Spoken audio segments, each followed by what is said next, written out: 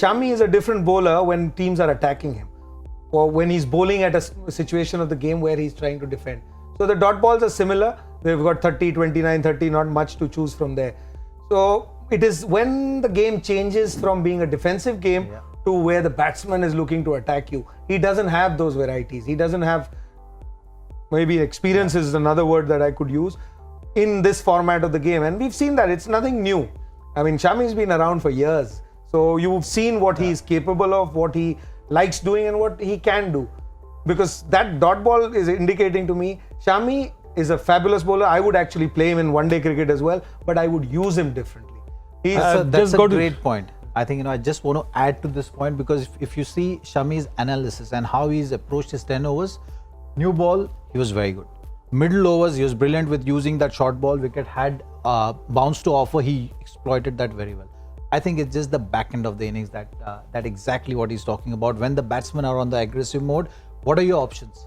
That's something that puzzle needs to be solved in Shami's head for him to approach those last innings. Because see, if you're playing in a one-day match, you are going to play that role of bowling the death overs. You have someone like Bumrah when he's back in the team. You can have that kind of support, or you can have that kind of leverage of bowling one or two less overs, which can really. The sixth bowler conundrum. We come back to the sixth bowler conundrum. But before that, I want to show you a very interesting stat about Shami.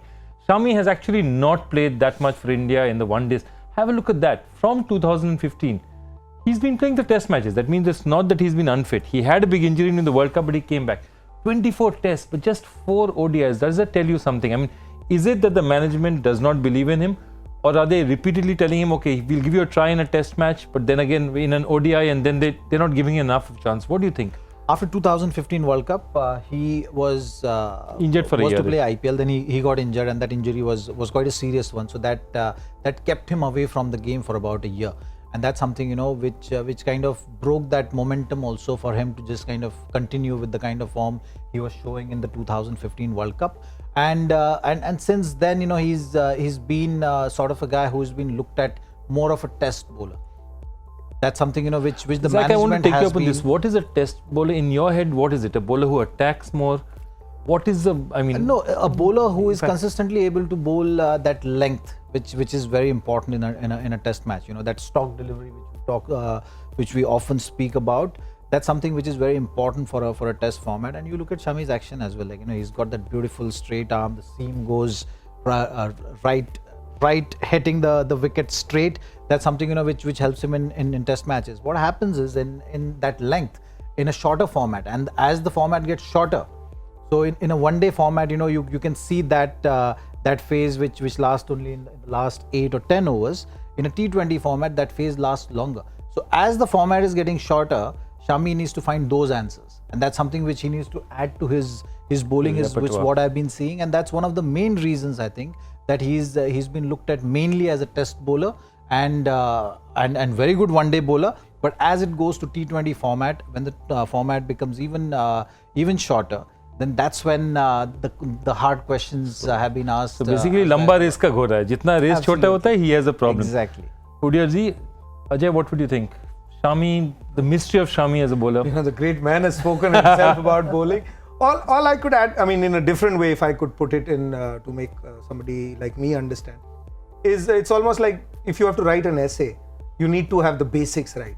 And if you just need to do fill in the blanks in any question, you could get away. That's a lovely analogy. So one-day cricket or 2020 cricket, you are not there to get a batsman out to start with, except for the first few overs. You need to come up with tricks. You need to come up and use your brain to see that this batsman, say, I'll give you an example today. Bishu batted, he got those 40 odd runs. Where is Bishu going to hit you? He's not going to hit you at long off and long on more often. He can, but what are his chances of getting a boundary? Short fine leg, third man, that's where he got those boundaries. So if you are a little smarter in one-day cricket or in 2020 format, without having the skills and the arsenal that you would have, you can get away. Whereas in test match cricket, you're going to be bowling against batsmen who are not in any rush, they're not in any hurry. You've got to go out there and get them out. So the basic difference is, in a limited over version, everything is limited, even for the batsman and for the bowler. So even if you don't have the skills to get a batsman out when he's trying to defend, you can still be an outstanding player in that format. But in a test match cricket, You can't be a bowler who can, get away with, you'll bowl a couple of slower ones, get few people out, fool people. Then the great batsmen who play Test cricket will make you bowl all day.